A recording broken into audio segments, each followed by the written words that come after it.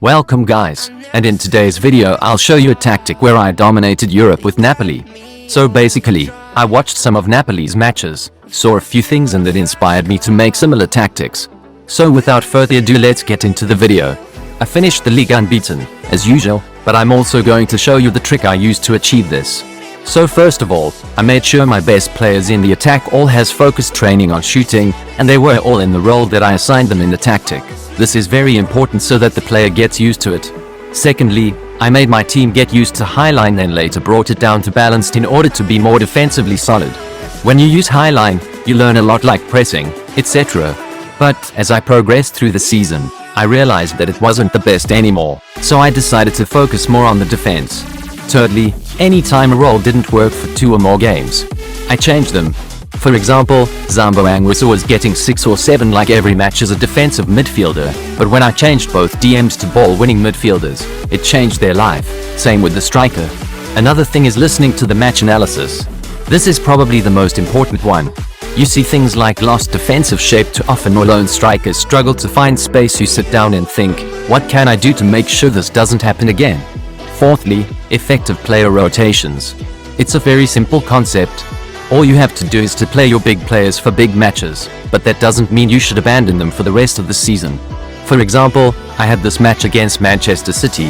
I wasn't dumb enough to use my first team for Frosinone.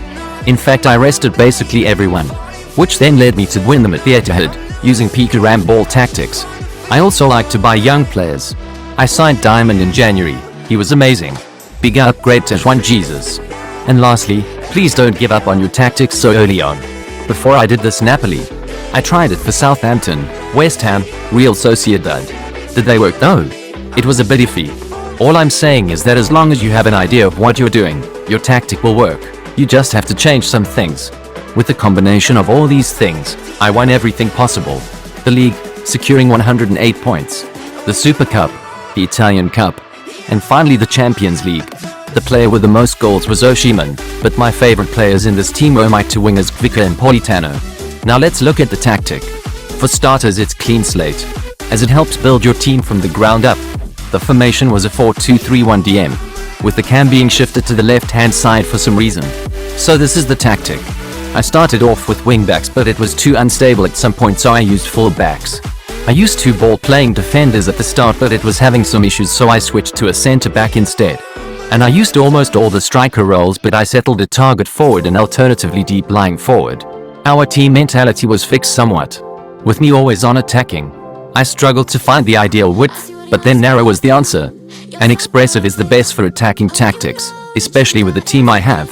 In defense, balanced line was the best one, as I operated in a mid-block, which helped my defense massively, especially when you add the narrow shape.